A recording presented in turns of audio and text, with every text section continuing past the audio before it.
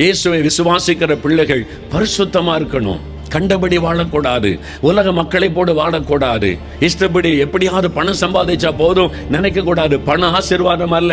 உங்க வீட்டுக்குள்ள வர பணம் பரிசுத்தமா இருக்கணும். லஞ்ச பணம் வரக்கூடாது. அநியாய சம்பாத்தியம் வரக்கூடாது. நேர்மையா நடக்கணும். மருமகளை கொடுமைப்படுத்தி வீட்டுல வேதனைப்படுத்துற குடும்பத்தை எப்படி ஏசு ஆசீர்வதிக்க முடியும்? நீங்களே யோசிங்க. அது சாபம் தான் வரும். உங்க மருமகளை மகளை போல வைங்க, உங்க குடும்பத்தை ஆண்டவர் ஆசீர்வதிப்பார். உங்க மாமியாரை கேவலப்படுத்தி தெருவில் நிறுத்தாதங்க. ஒரு தாயை போல நேசித்து மன்னித்து அன்பு காட்டுங்க, உங்க குடும்பம் ஆசீர்வதிக்கப்படும். உங்க கணவனுக்கு கீழ்ப்படிந்து நடங்க. உங்க மனைவிடத்தில் அன்பு காட்டுங்க.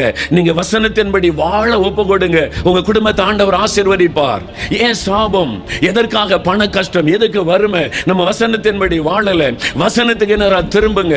பைபிளுக்கு நேரா திரும்புங்க. வசனத்தின்படி வாழ ஒப்பு கொடுங்க.